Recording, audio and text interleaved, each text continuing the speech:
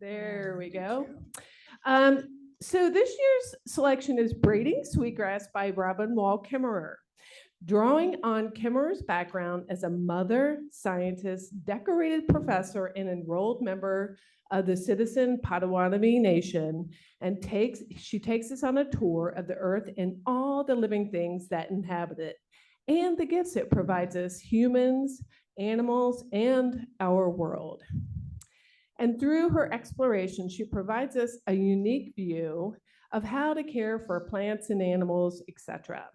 It's the idea of reciprocity, the practice of exchanging something that is of mutual benefit, and the need to nurture reciprocal relationships between humans and plants. I will say, of all the books, I've been telling people over the past, since this book was nominated and announced, I have heard from so many folks like, oh, I love this book. And obviously, by the turnout today, you all must have loved it too. It has touched people in ways that I have never imagined.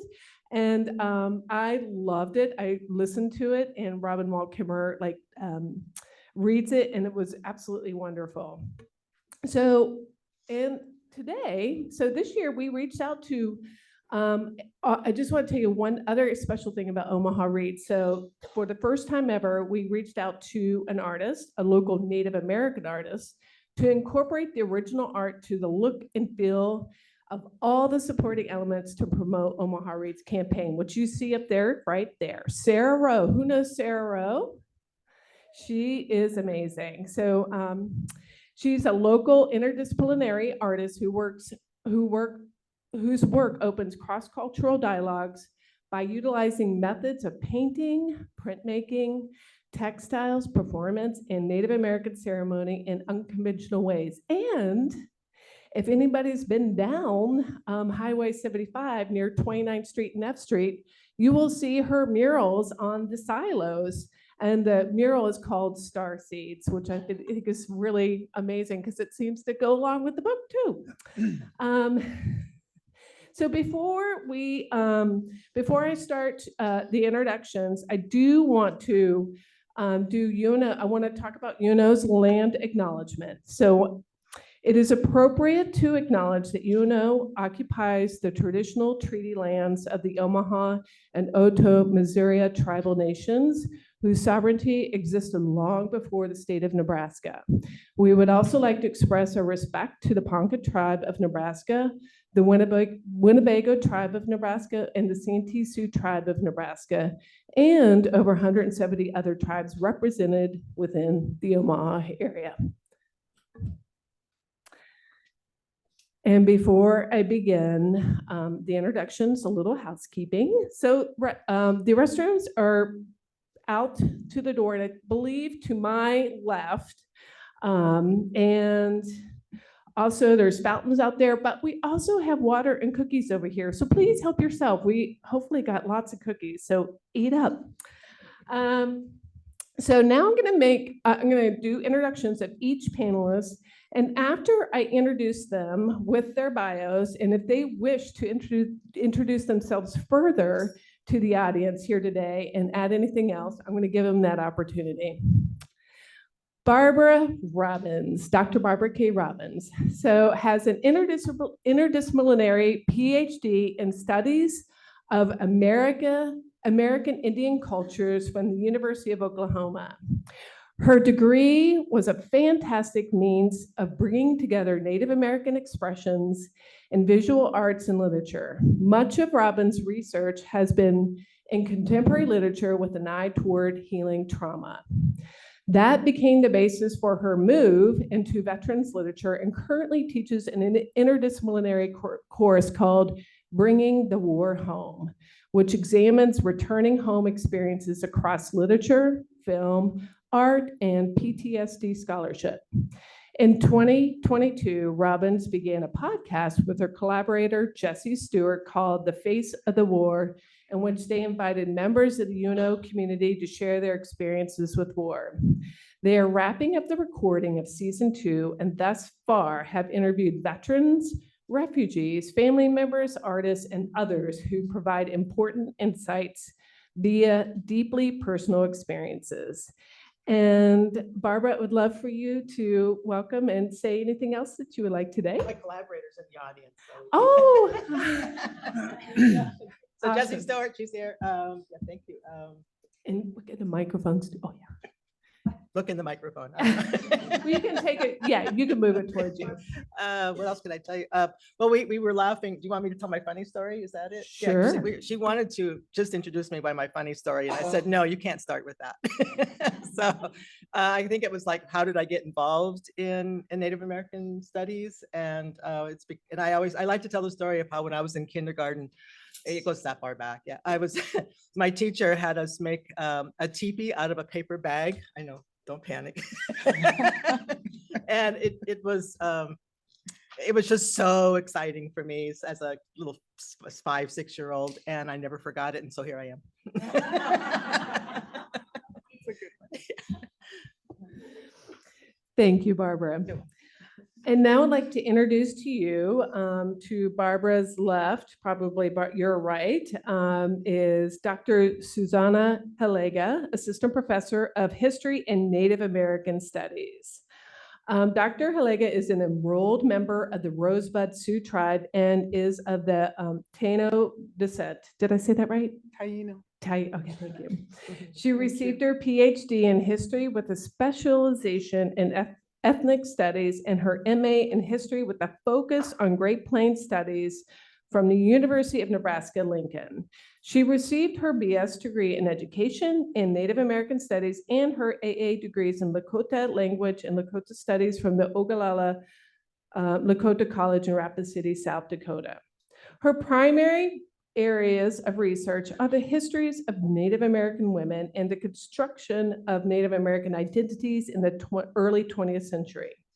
And prior to returning to graduate school, she taught Lakota language and culture in the Rapid City public school system for 8 years and Lakota language at Ogallala Lakota College in Rapid City for 2 years.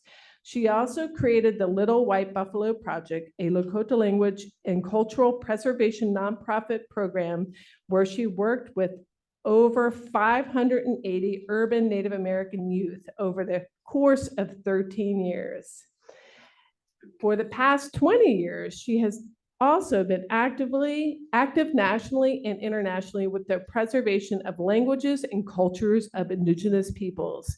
She is also a co-director of the Genoa Indian School Digital Reconciliation Project at the University of Nebraska-Lincoln campus.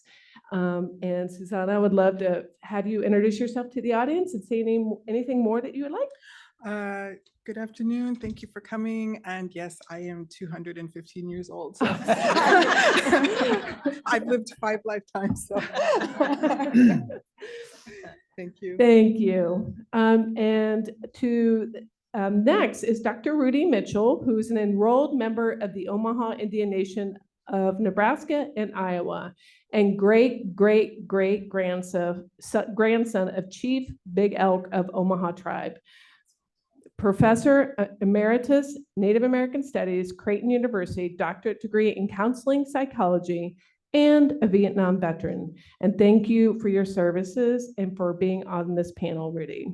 And feel free to introduce and welcome yourself to the audience. Oh, Wangada, Uda the T, wish the Uda Atiho, Omaha Ijaja Wivita, Sehituba, Waka Ijaja Wivita, Dr. Rudi Mitchell, in Kasabe Edem of Deho, Omaha Edem of Deho. You know, it's customary. I'm an elder right now. I'm 83 years old. I retired 10 years ago. As I look out in the audience, you know, in our tribe, we also recognize elders first. And as I look at the gray-haired people here, hoping that some of them are older than me. But I welcomed you in my Omaha language. I'm glad to be here. I still try to keep active as much as I can. And UNO is very important to me. I graduated from here in 1973, the bachelor's degree in social work, and then went on from there. But glad to be here today. Thank you, Rudi. And last, we have Elizabeth Chalecki. She is an associate professor of the International Relations at the University of Nebraska, Omaha, a research fellow in the Environmental Change and Security Program at the Woodrow Wilson Center, and a research chair with Fulbright Canada. Her expertise lies in the areas of climate change and security, international environmental policy, and the intersection of science, technology, and IR. Dr. Chalecki has authored groundbreaking research in geoengineering and just war, and has published over 25 books and articles and book chapters on diverse topics such as climate change and Arctic security, environmental terrorism, climate change and international law, public perceptions of environmental issues, and water and outer space. She also serves as the environmental security subject matter expert for NATO.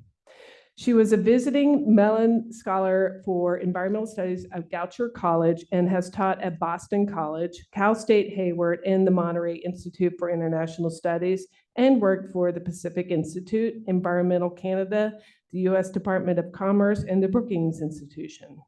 She holds a PhD in international relations from the Fletcher School of Law and Diplomacy at Tufts University, and is a master's in science in the environmental geography from the University of Toronto. She directs the sustainability academic program for UNO. And feel free to add anything else. Thank you very much, ladies and gentlemen. I'm very happy to be here. In case you're looking at the four of us and wondering which one of these things is not like the others, that would be me. That would be me.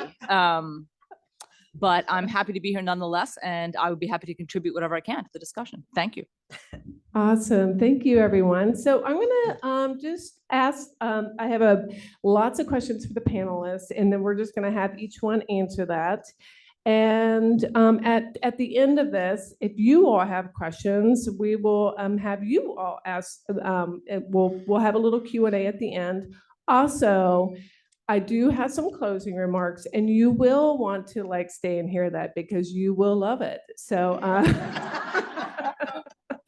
so please stay and make sure I tell you all the great things at the end. So I think it's the first question is, what did you think of Robin Wall Kimmerer's book, Braiding Sweetgrass? Who would like to start first? Yeah. I thought it was a really wonderful book. I mean, there's so much happening in the book, right? I mean, she's sharing her knowledge with us as a scientist. She's sharing her educational experience with us. She's sharing her journey as a student of language with us. She's connecting with us her personal experiences. She's teaching us history lessons, and she's also gifting us with cultural knowledge, right? So I love this book. Well, can we make sure all the mics are real close? I'm Thank you. soft-spoken Yeah. anyway, so. And who else? I would like to go next. You know, after reading her book, it just made me want to go back to my childhood days. I grew up on the Omaha Indian Reservation. Little did I know at that time, you know, the concept of harmony in life and balance in life is so important to Native Americans. And I can recall a lot of stories as far as, you know, I lived out in the country. I came from a single parent family.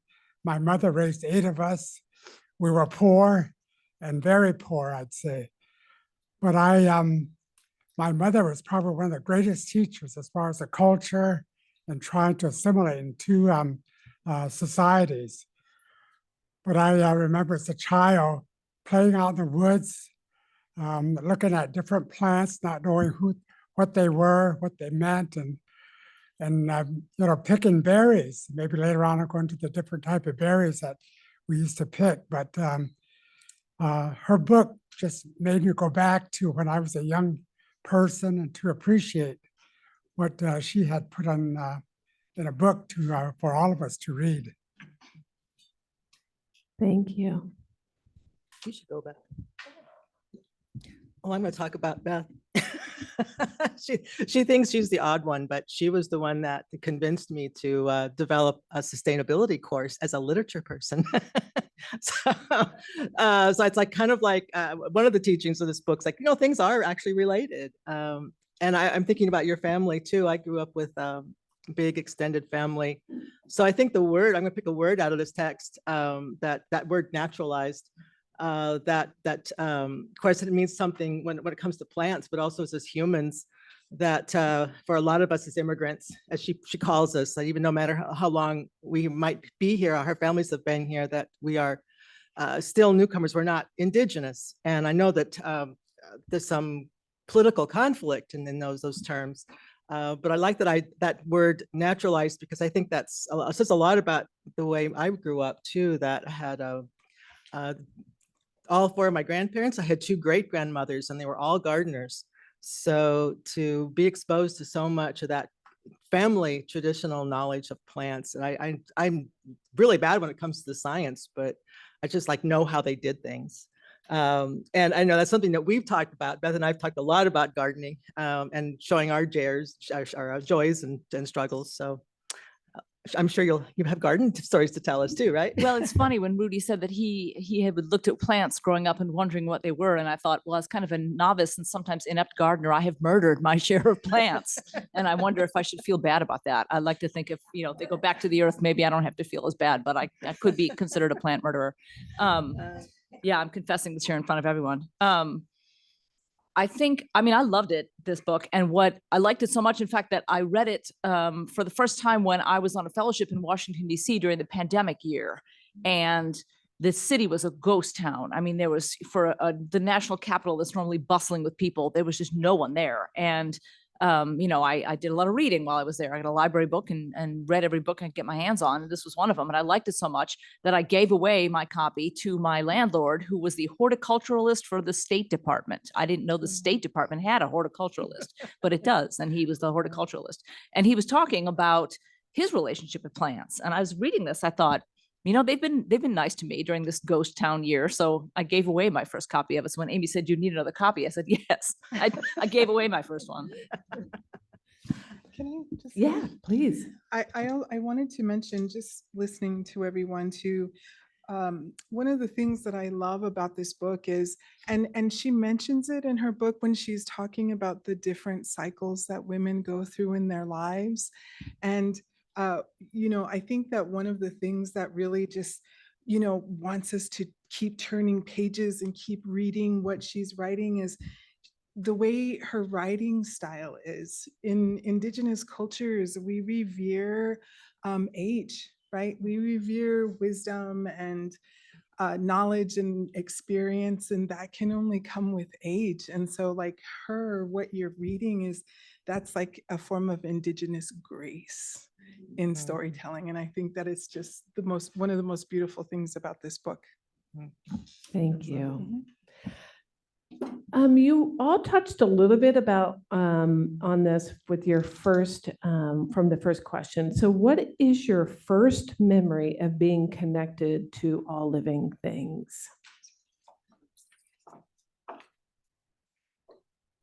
I'll start. I've got several stories I want to share with you. The first one, like I said, my mother was one who taught me a lot of the culture and the traditions of the Omaha tribe. Probably about 30 years ago, I took care of my mother. She lived to be 93.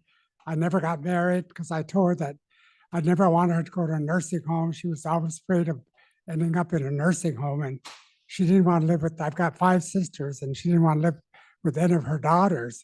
So I told her, I said, "Mom, don't worry, I'm going to take care of you." I said, and I think that put her at rest. But in the mornings, on Sunday morning, we'd have breakfast, and she'd tell me all what she knew growing up as a girl, how the culture changed with the Omaha tribe.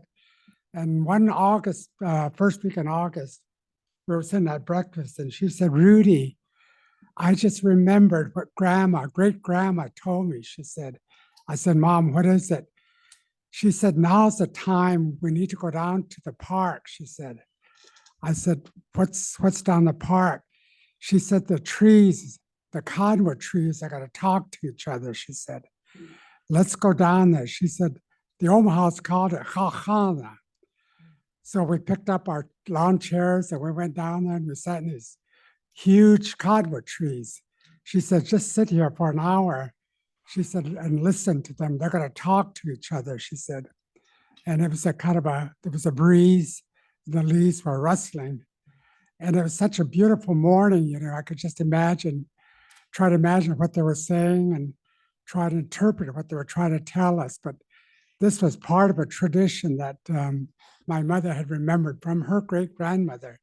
And and she wanted me to know this. So every year in August, I'm a walker, even though I'm 83. I've got some health problems right now. But I walk on the Keystone Trail in Northwest Omaha. And every August, there's a little park there where there's huge cottonwood trees. The first week in August, I sit for about an hour and just listen to the cottonwood trees talk.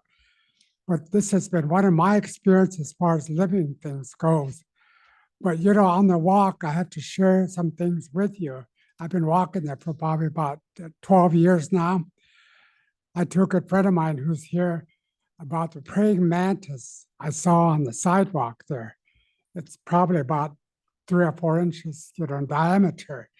And when I came upon it, its eyes were looking up at it, the big eyes. So I talked, I said, you're going to get run over. You got to get off the sidewalk.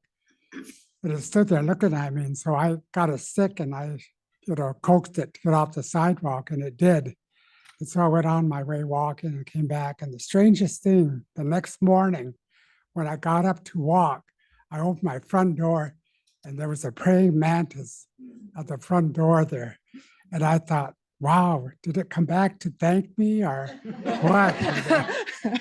But I put a sheet of paper under it and scooped it up and took it, to the grass, where I didn't want no one to, kill it and all this, I guess they're not very friendly insects, but that was really an important part of my life. A couple of other things I would mention, I have a friend here, so we text each other. When I text, I said, I'm talking to the birds today.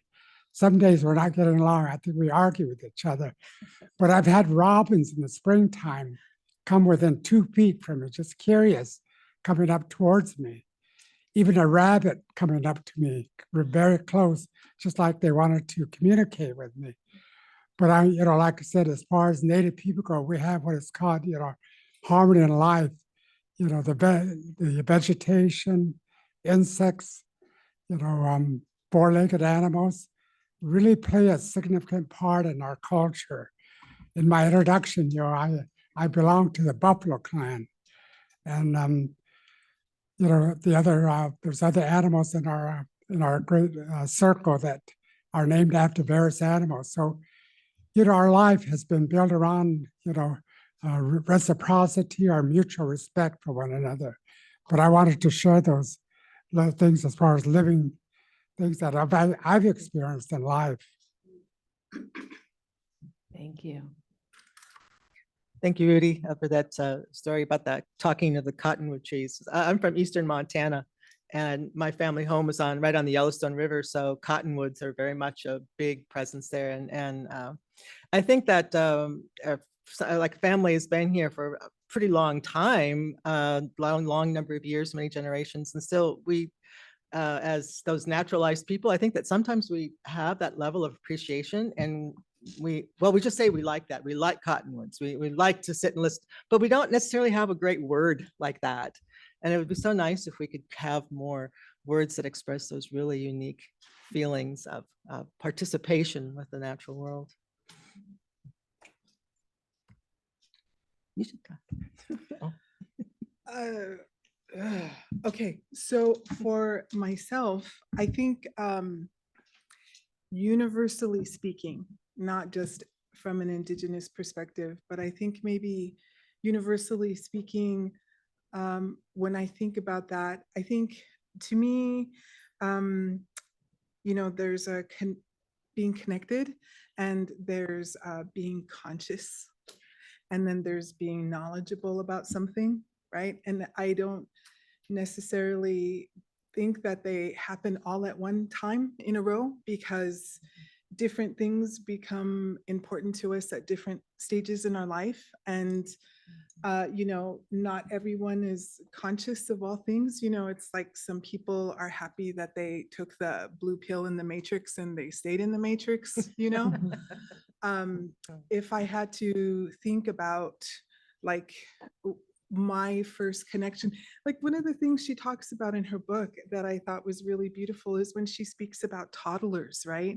And she says they speak about things in animate terms, right? Like they have their own spirits, they have their own things. They don't not do that until we teach them not to do that, right? And then we teach them how to be separate from things. And so I have my stories too about, getting warnings or getting communication from different things. But I think if I had to think about like my first memory, conscious memory of being connected to something, probably would have been a dog, a golden retriever named Susie. She was one of the wild dogs that people were scared of when they were, they cruise all over the reservation. And she wasn't inferior to me. And I was like 6 years old, and she wasn't, separate from me, but she was like my companion and she was my protector. And so I think, if we were to maybe think about like being connected to things, like when did we think that we were first connected to something?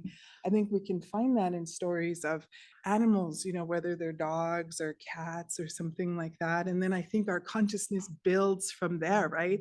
So like in my language, mitakuye oyaskin, we are all related, or all my relations, like I have that knowledge, but being conscious of it and my connection to it is something that has grown as I've gotten older. And I still fully don't have it. Like I have spent all summer trying to find my connection to those gardener snakes in my yard, and I can't do it yet, I just can't. I'm trying, but so I think our connection, it grows, and I mean, like I don't ever remember there being one instance where I thought, poof, okay, I understand, I'm related to everything. That just came gradually, I think. Thank you. Mhm. Beth? It kind of surprises me to say this, but I actually did have that moment, and I was probably in my mid-20s when I had it, because I didn't grow up with knowledge of the cultures the way my co-panelists here are talking about it. I grew up north of Chicago. If you've seen any John Hughes movies, that was kind of where I lived, minus the hookers and that kind of thing. But it was. I was on a government trip to what I still think of as Soviet Central Asia. It was Uzbekistan, I believe, and we were there touring uranium mines because we were conducting a trade case against them about uranium. They were dumping uranium onto the US market. And I don't mean literally dumping, I mean dumping in the trade sense, where they sell it below cost and then drive out the local producers and raise the price. So we go out to Uzbekistan and we're looking at the uranium mines. And this sounds like what she's talking about, the solvate waste in the book. The way they would mine uranium is they would shoot sulfuric acid into the ground. They would leach the uranium out of the surrounding rock and they would pump it back up to the surface. Then they would precipitate out the uranium and they would do it again and again and again until there was no more uranium to be had. Then they would just put the acid back in the well and seal it. Yeah. And this is called in situ leaching. And so we went to the area where they did this and we're walking through the warehouses and so on. And it was full of leaky drums and strange smells and weird puddles and dripping pipes. And we're looking around thinking, this is some kind of national security installation. And, it looks like something out of a sci-fi movie. That night, and I forgot to mention that all around these leaky pipes and so on were the orchards where the people grew their food, their gardens. And that night, the state energy ministry threw a dinner in our honor, visiting American trade delegation. It was the mid-90s, the Soviet Union had collapsed, and so we weren't enemies anymore, so big party. And laid out on the table in Russian style, when we get there, is the whole first course. And it was all of the food that they had grown in the local gardens and orchards. And they were so proud. They had given us the best food they had. And I remember looking at this food thinking to myself, this food is poisoned. And they knew it was, they didn't really, maybe they didn't think of it, or this was the only food they had to eat, but they gave us the best food they had. And it was at that moment I became an environmentalist. I had never really thought about it before. And all of a sudden I thought, oh my God, what kind of security system do you have when Moscow tells you to acid into the ground, leach out this uranium, send it to some other secret plant where they make it into nuclear weapons to point it at somebody else. And in the meantime, the United States is doing the exact same thing, pointing it at Russia. What kind of madness is this? How do you have security if you don't have a secure environment? So we catch the jet out of there the next day. We ate the meal, of course, so as not to cause a, diplomatic rudeness. Catch the jet out of there the next day. I go back to Washington. I quit my job and I get a master's degree at the University of Toronto in environmental science. I was like, I got to grapple with this. I can't even with the trade. We gotta go back to what's more fundamental. So I did actually have that moment, and it changed my entire career. Wow. Thank you.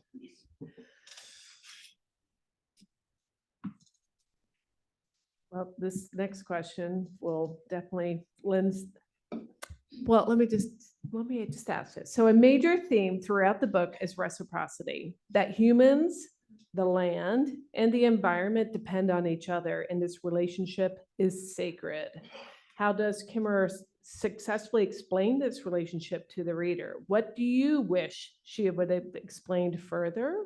And how can we shape our lives in such a way that the land might be grateful to us, which is a really big question.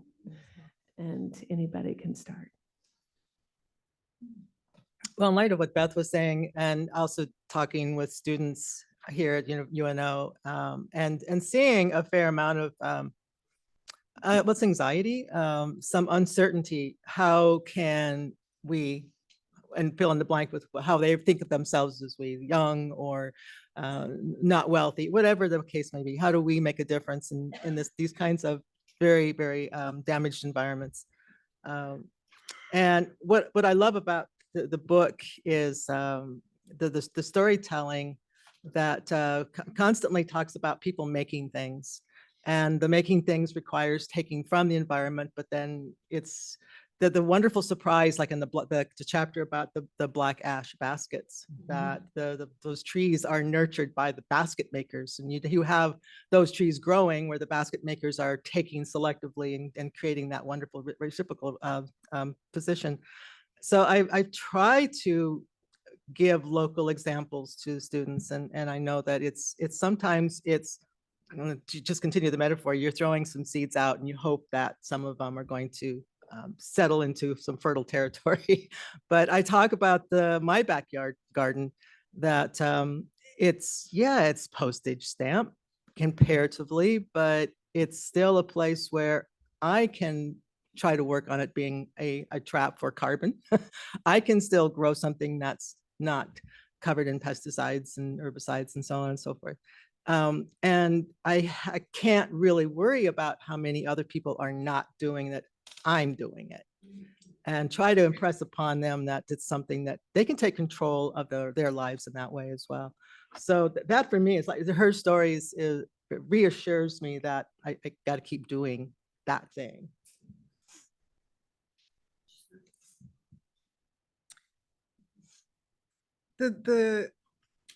How can we shape our lives in such a way that the land might be grateful to us? For me, and what one of the things that I take out of this book is, how can we give back to the land, and how can we give back to the environment?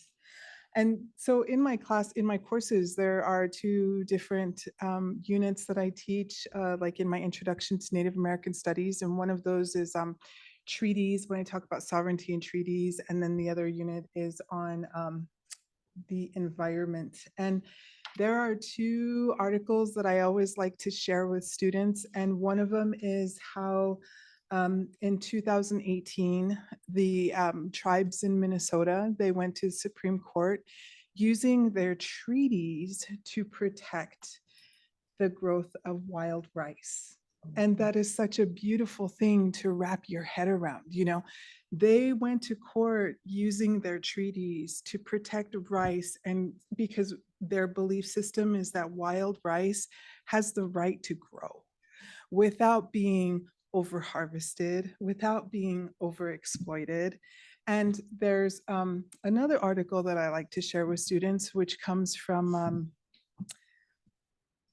I think it's Wisconsin, where the tribes there used their treaties to go to court to protect wolves, the overhunting of wolves, you know? And outside of the indigenous world, I remember coming across an article about a city who got together members in that city and put a bill together to protect this large tree because it was in the middle of the road and the developers wanted to cut it down to expand the road, and the town got together and said, no, we're going to protect this tree so that it can just grow and not have to be under constant threat of being cut down, you know? So when I think of how, and another thing too, I think, you know, to my understanding, I never like to make blanket speeches on behalf of all Native Americans because we all believe in one thing and whatever. But, you know, to my understanding, when it comes to Native Americans and the environment, whether it's natural resources or whether it's land, the belief system is that indigenous cultures believe that they are part of the ecosystem. So they're within that ecosystem. They're not apart from it, separate from it, above it, you know? So always working to try to protect the land and protect the resources. I think that's, you know, I mean, I think that's happening universally in terms of cultures because we are doing that in certain kinds of ways. Like we have initiatives where people are working together on environmental stuff, right? Climate change is very real. People are, you know, using laws, I mean, politics, whatever, to try to protect the land. So I think that those are really positive examples that we could look to in terms of like, how can we protect the land? What can we do for the land? Right? Thank you. You know, I want to mention, you know, on the part as far as the land, as far as human beings, and the environment, you know, where I grew up today, you know, the local high school has started a garden project. I think it's in the third year now. They've been very successful in what they're doing with the high school students and for the tribe, you know, and trying to revive a lot of some of the plants or the seeds that the Omahas had at one time. And I really admire what them. You're probably all aware of food sovereignty. I work with the Mayan Indians here in the city of Omaha, and they're pushing to try and do, you know, food sovereignty with their own people and with other people throughout, you know, not only Nebraska, but throughout the United States. You know, as a Native American, you know, land is sacred to us. We refer to Mother Earth. Every day when I walk, I talk to Mother Earth, you know. I thank her for the plants, for the food that she gives us. Someday we're all going to return back to her. But I have a high respect for her in that aspect, you know, and you know, I can't help but feel that times need to change, you know. The tribe is trying to get rid of pesticides. It's a slow process as far as their farming goes, because we've had some high rates of cancer on our reservation, which we've never had before. So, you know, the changes need to come. I'm hoping, you know, like milkweeds, the spray has killed a lot of those on our reservation. That's a really important food product for us during the months of May and June.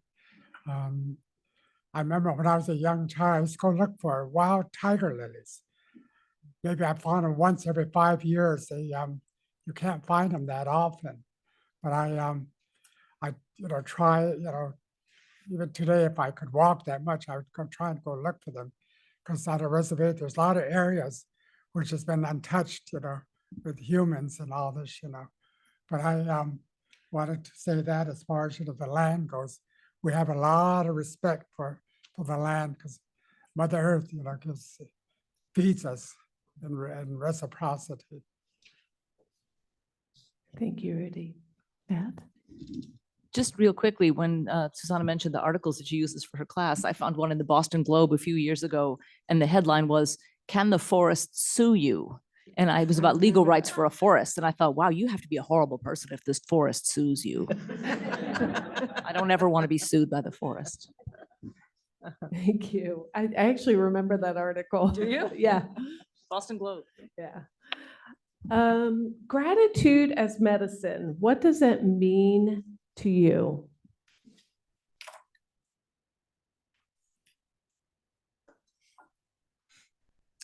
But it's become very real for me in the last few years. My husband died 3 years ago. And so right at the beginning of the pandemic, I was in mourning as well as isolation. And a pretty deep hole to dig out of. And I was reading a lot about gratitude during that time. I'm pleased, Rudi, that you find talking to Mother Earth so easy. I go out and I find myself talking to plants and birds, and, and it's getting easier. But sometimes I wonder if the neighbors are watching. Yeah, I think that it's sometimes you have to really pay attention to the fact that it's the mindset may not be the best mindset for overall health and choices. And so I have to remind myself, time to be grateful and look for something to be grateful for. So yeah, this has been a really wonderful year in my garden. I hope everybody else has been. Do you have an abundance of zucchini and cucumbers and everything's just exploding in my garden. So it's been a really wonderful year to go out and say, yeah, it's easy to be grateful when things are this abundant. But I guess even to remember that in tough years, there's something it's that intent, that mindset of, and that was something I know that I had to really pay more attention to learn these last few years. Thank you.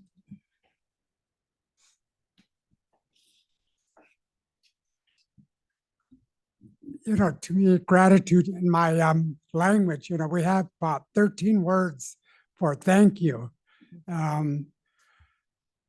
We're a culture where what we have is sharing, caring, and giving, And whenever we do ceremonial events, we give out gifts to different people that come there, whatever the occasion is, In the book, I thought it was really interesting, the Onondaga people on their Thanksgiving addressed a number of different elements throughout the book, land, fire, the four winds, water, Mother Earth, just a number of other things as far as, showing appreciation to what the land can do. I have a friend here who's Seneca. She said it takes 4 days for them to do the Thanksgiving address, So as Native people, we show our, gratitude to Mother Earth for what she provides for us. Thank you.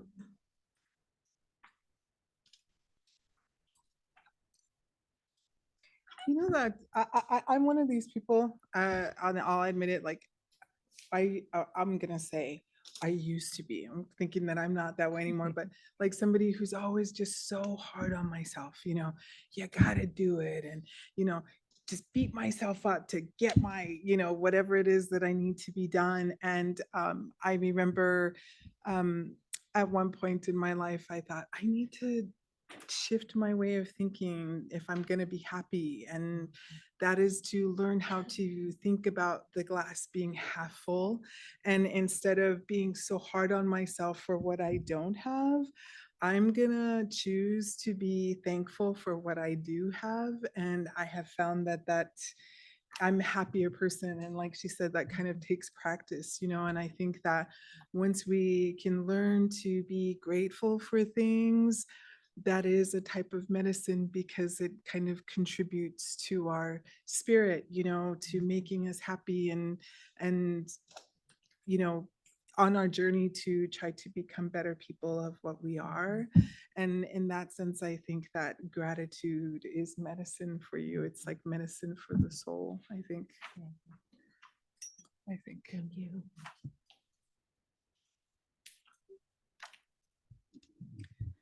I like that Thanksgiving address very much in the book when I read it. I had never heard of that I certainly didn't grow up hearing anything like that on Thanksgiving or any other day, but it was very inspiring to read. And I just remember thinking, boy, imagine if we did that instead of the Pledge of Allegiance every day, then, we might have a different mindset Yeah. in our schools and in our culture. But that might be a heavy lift here. I don't know.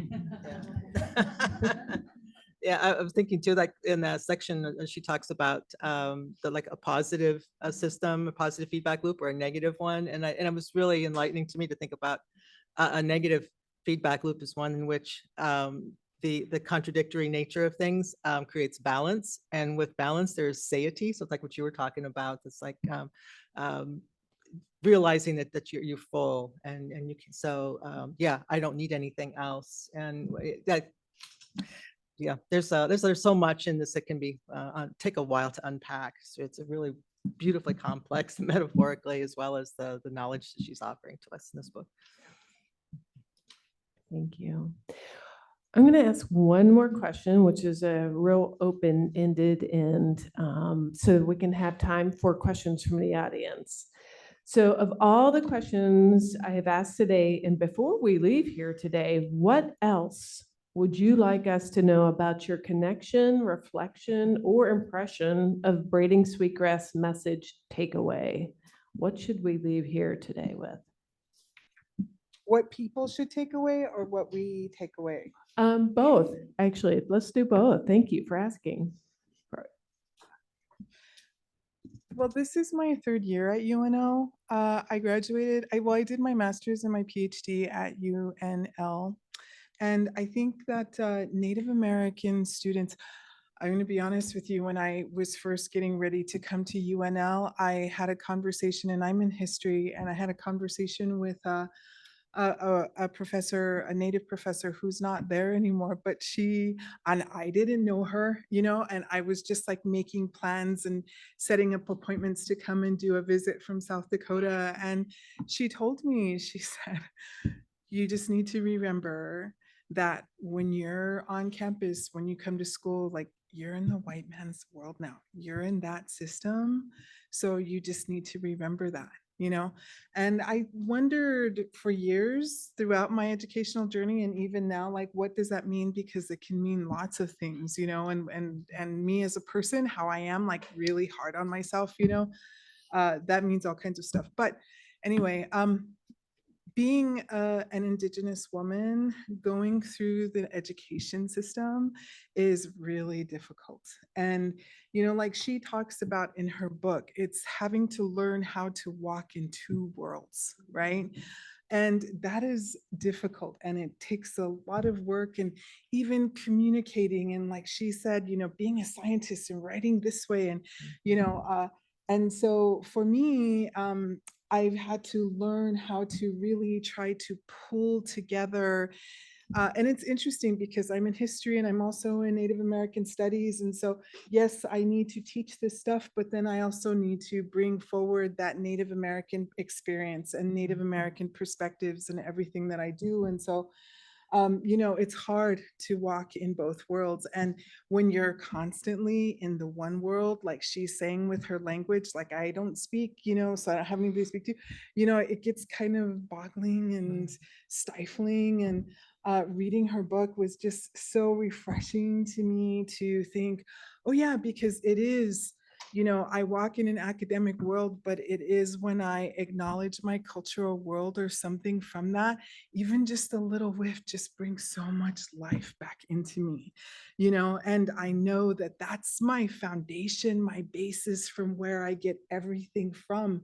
So I need to be more inclusive of it. And that's how I'm most happiest. Like yesterday at Metro College was the 23rd or was it 32nd, the 32nd annual Fort Dodge powwow. And I went, and it just felt so good to put my shawl on and just hear a drum, So her book was really a reminder to me of how I need to keep things centered, but remember where my strength comes from. And that's my Indigenous roots. And that's the most important thing. So. Thank you so much. I have two things that after reading the book, I thought that was very unique for a Native American woman to become a botanist. And I applaud her for what she's done. I was wondering why she never tied more of the Potawatomi tribe, some of the cultural things with plants and all this. I didn't read too much of that. I don't know if she didn't want to do that or what the reason was behind that. But one aspect of reading that was, I was amazed at where she measured the dewdrops from various leaves. That just intrigued me. I kept reading that over and over, and I thought, I wonder what she was trying to prove or what she was trying to do, but try to measure the dewdrops out from leaves, that was fascinating. The Potawatomis are keeper of the fire, and I wish she had gone more into how they, what's involved with the fire.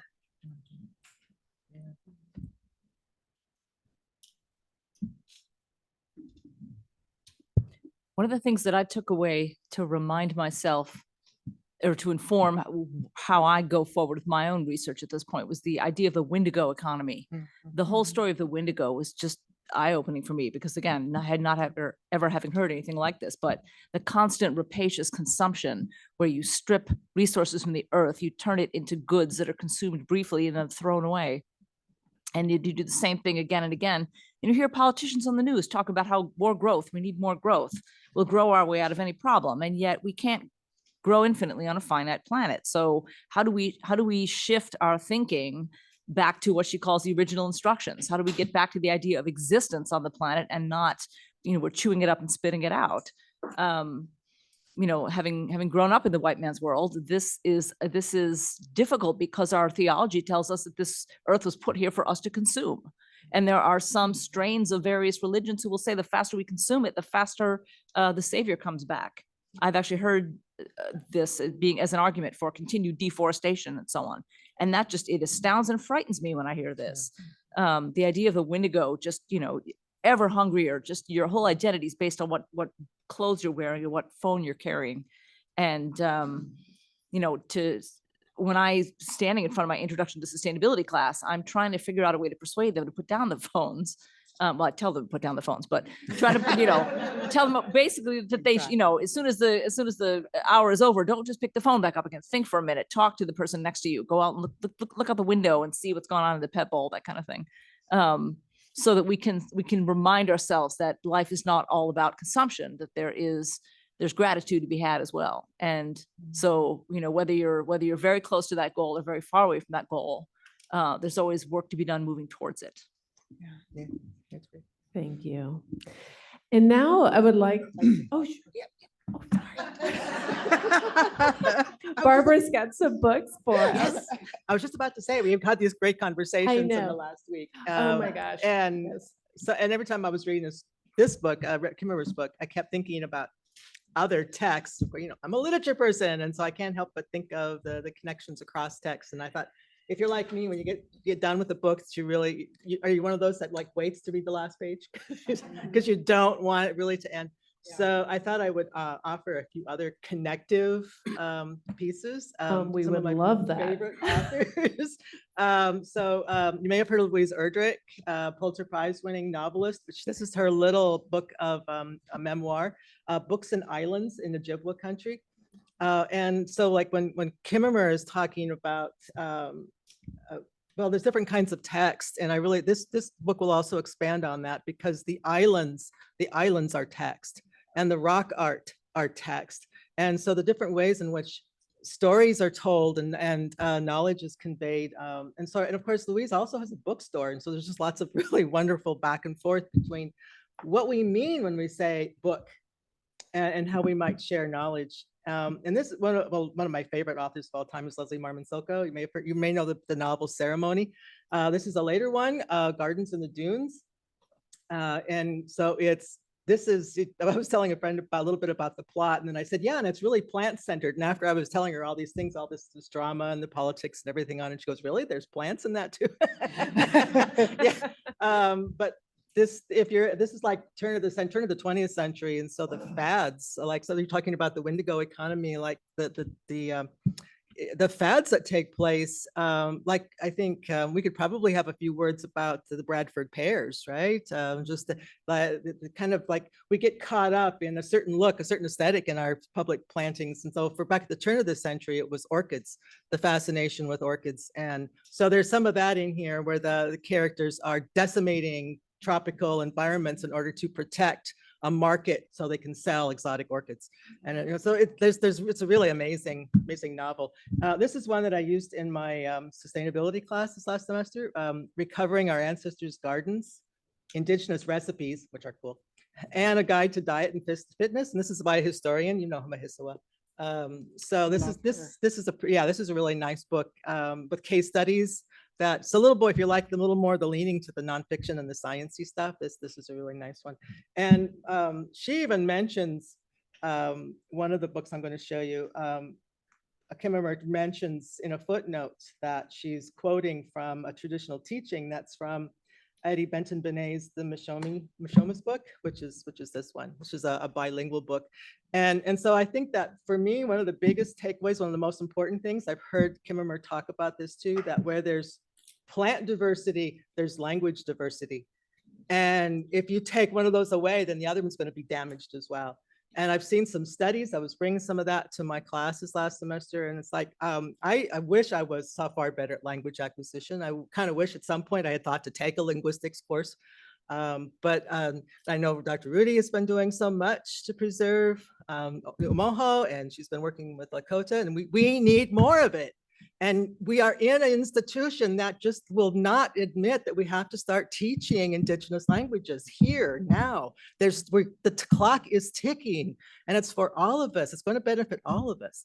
So that's kind of I guess one of my soapboxes.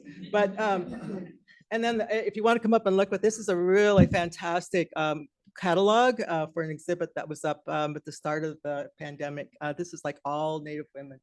And I wanted to show you, let's see, there it is. This is called The Wisdom of the Universe. So this is a huge painting that looks like it's in beadwork, but it's yeah, so please come up and take a look at this. There's just so many ways, and all the things that she talks about in here, basket making, all the different fiber, handmade things that she talks about, you can find it in this. People are still doing these things. It's just so wonderful. So yeah, when it comes to art and text and language, that's the world I get lost in. Thank you so much. I mean, obviously, this is a library program and we love to hear more about books. But I actually want to quickly plug that I don't know how many of you all know, we have a seed library, so you can check out seeds. So, and if our urban gardening librarian would be okay if you have questions about that. Is that all right, Jake? Yeah, our urban gardening librarian is right there. So, and you can check out seeds. But for now, I would love to see if anybody has some questions for the panelists. Yes. I'm curious if I had the opportunity to read the book, but I am aware that there's women writers, whether they be academic or novelists, to indigenous literature in general.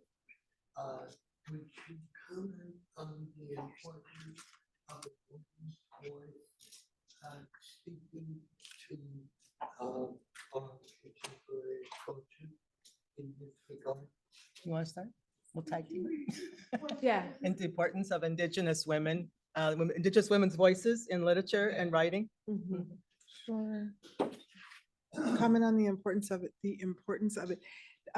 Devin Mahesawa that she shows right here. Devin Mahesawa is actually, she's one of my favorite indigenous women's writers, and I believe she's a historian, but she writes on other things like plants and indigenous food as well. I think that it is, I guess if I was to think about that, probably Ella Deloria comes to mind with her book on water lily. And actually she wrote a book called The Dakota Way of Life, and water lily is a what do you call that, a condensed version of that. And that's Fiction. really important because, you know, it's the first time that an author like gives agency to Indigenous women in the story, right? I think that having Indigenous women writers really contribute to bringing those Indigenous women voices forward from their own perspective, giving them agency, not as opposed to, you know, like writing about them as being like on the side note of history. And I think that Indigenous women writing those is important because if they're writing their own experiences, like they are experiencing it, right? I think like one of my focus areas is Indigenous women's history, and there are so many stories that exist that we just need to find them and bring voice to them and bring them alive. And that's one of the things I love about being a historian is I feel like Indiana Jones, right? I get to go and find the story and write about it objectively and bring it to life. So, and there are Indigenous women that have been writing and publishing for a long time, but we really don't know about them, especially in universities.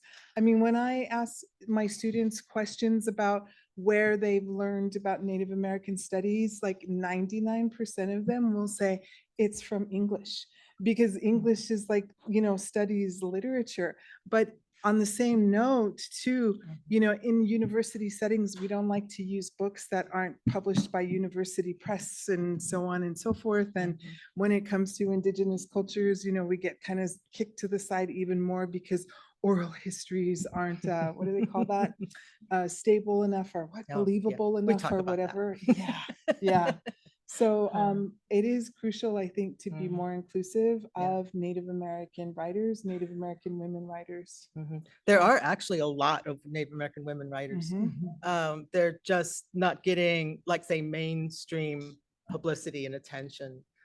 You can scratch and you'll find them pretty quickly. Yeah,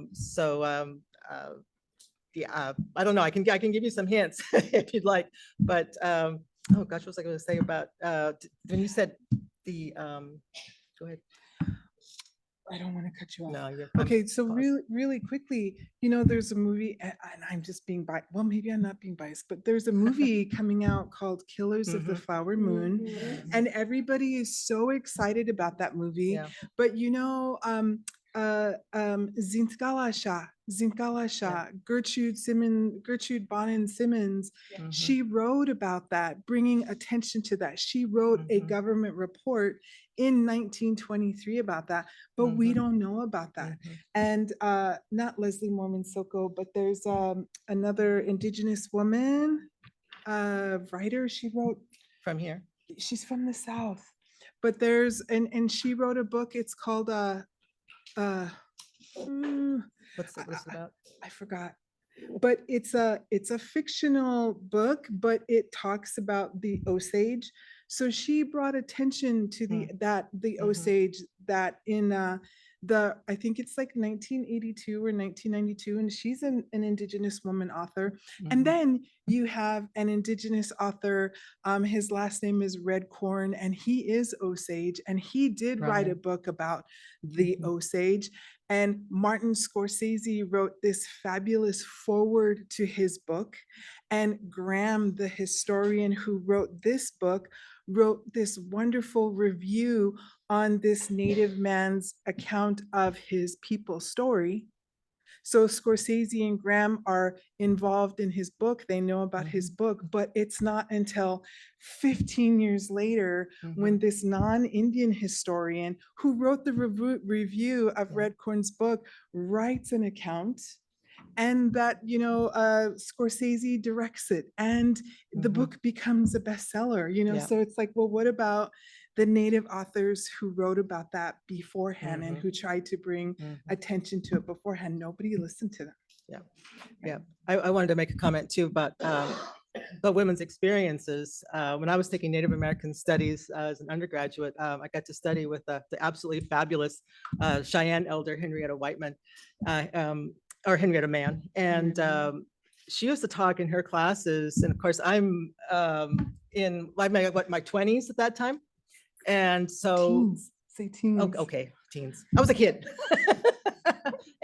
And she's talking, that's a story about women's lives and women's changes, and this really amazing Cheyenne perspective about taking young girls, selecting young girls for a certain kind of training.